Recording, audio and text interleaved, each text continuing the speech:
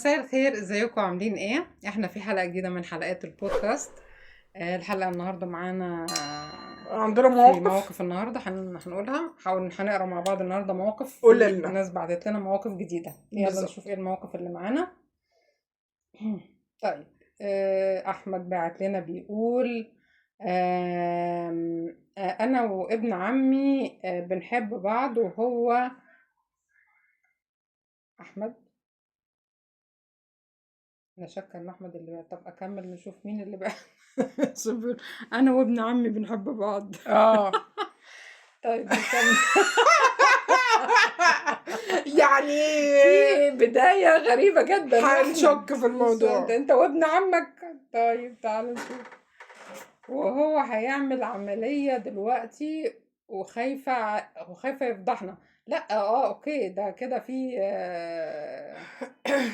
هي كاتبة احمد بس هو مش احمد، يعني يعني هي حد كاتب. وخايفة يفضحنا. وهو متبنج، وادعوا له يموت. ثانية واحدة. ثانية واحدة. مش دي الدعوة. مش دي. مش دي. يعني بس هو ما يخطرفش وهو في البنج. نقوم ندعي له يموت؟ طيب يعني حرام. يعني طب ادعي له ما يتكلمش. ليه يعني؟ يعني يفضل ساكت ما يخطرفش مؤدب. في البنج.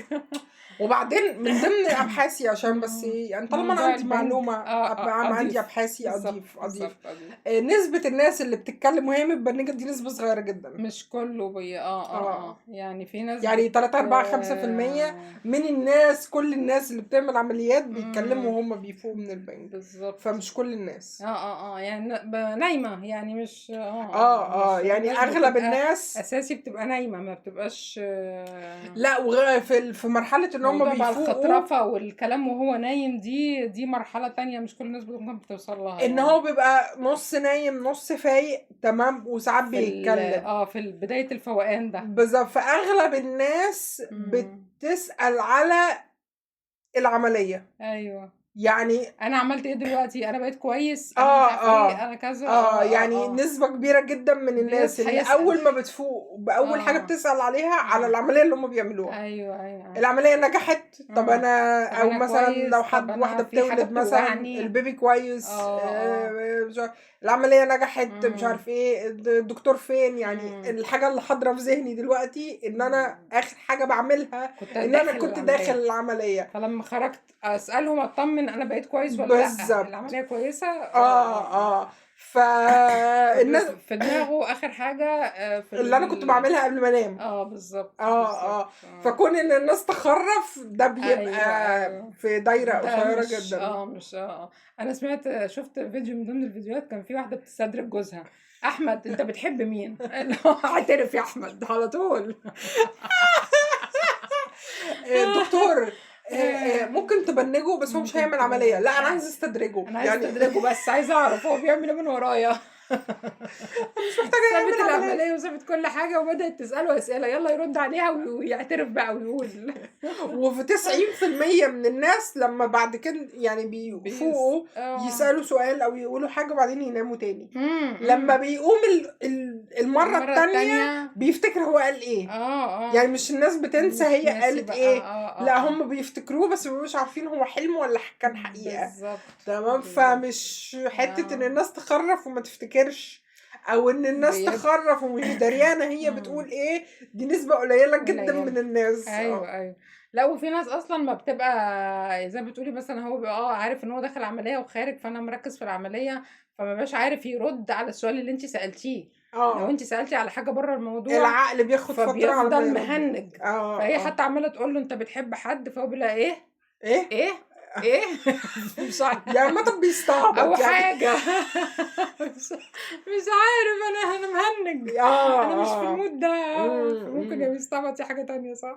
واغلب الناس كمان لما الدكتور بيخش اللي فايق من العيان، اللي فايق من العمليه، بيقولوا له يحرك صوابعه وصوابع ايده وصوابع رجله.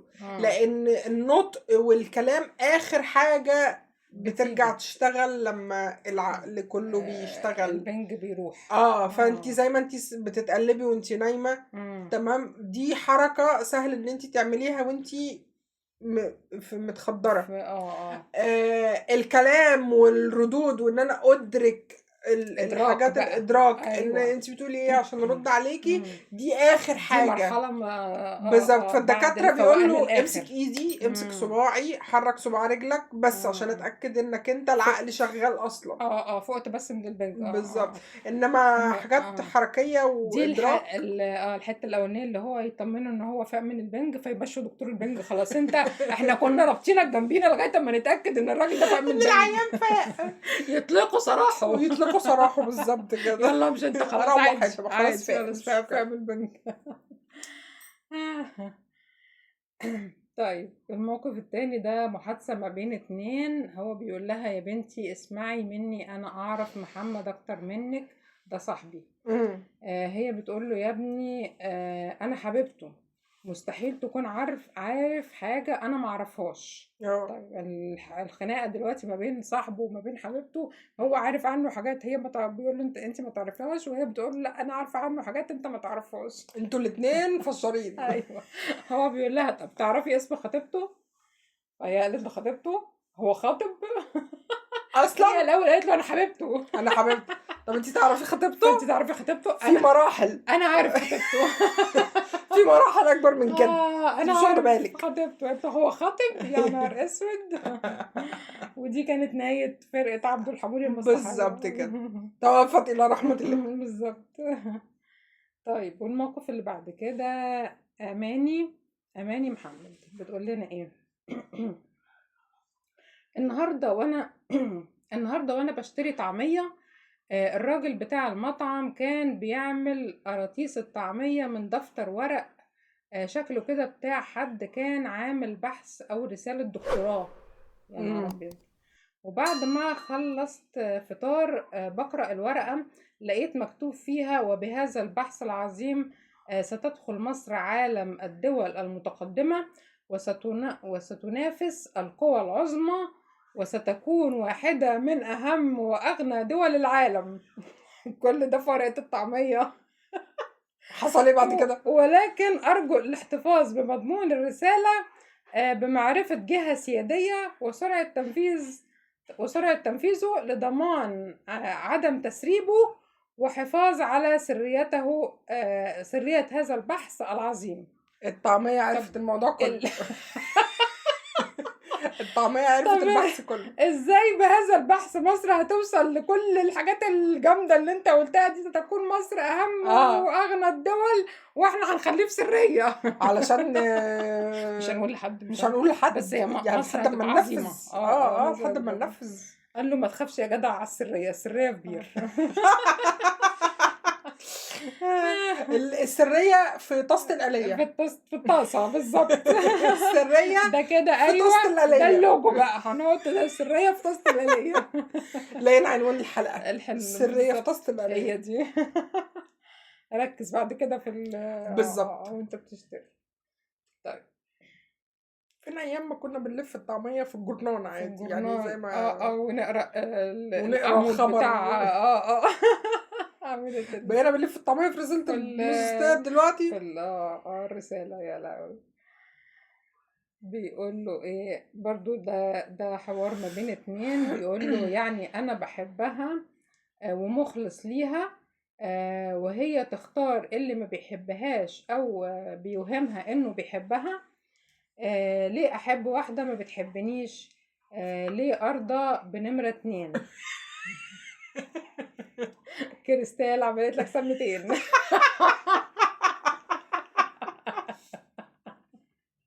ده بيكلموا عن صاحبه راح ايه بيفكوا. كريستال عملت لك سمتين، فكنا كلنا. فراح شتمه. انت حيوان، انت بتعرف ناس. سوري الراجل متأثر وعنده حالة من كده هو، وانت داخل تقول له كريستال عمل لك سمنتين. ده انت بوظت الصورة اللي كانت في خيالي.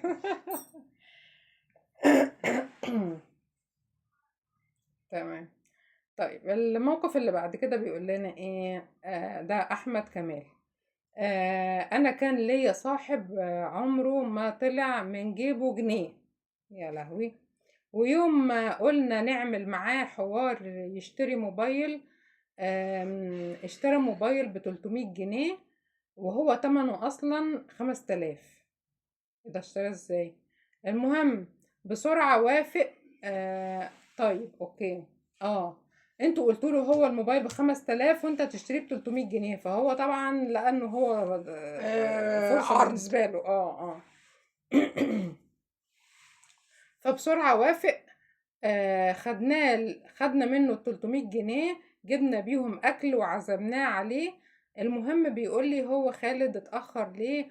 هو بيجيب الموبايل. فقلت له ما هو خالد لقى الموبايل اتباع فجاب لنا كيلو الكفتة بال300 جنيه بتوعك.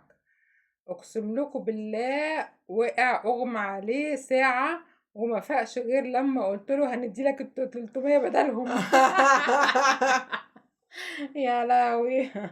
يعني انتوا كنتوا هتجيبوا موبايل ب300 جنيه كلتوا كفته عايزين يطلعوا منه اي فلوس والسلام. يا لهوي. البخل ده البخل ده درجة عالية جدا من درجات البخل. ده صعب جدا. اغمى عليه علشان ما فيش موبايل. خلي فوقوه بالكفته. فوقوه. طب شموا الكفته. فوقوه بالكفته. فين الكفته؟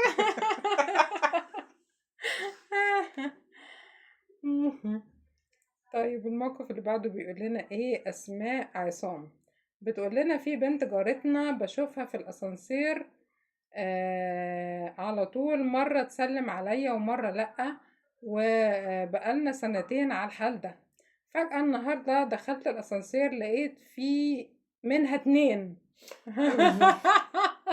في منها 2. بقول لها انتوا 2 مش واحدة؟ قالوا لي ومش توأم. ولقيت واحدة فيهم بتقولي انا اللي بسلم عليكي على طول.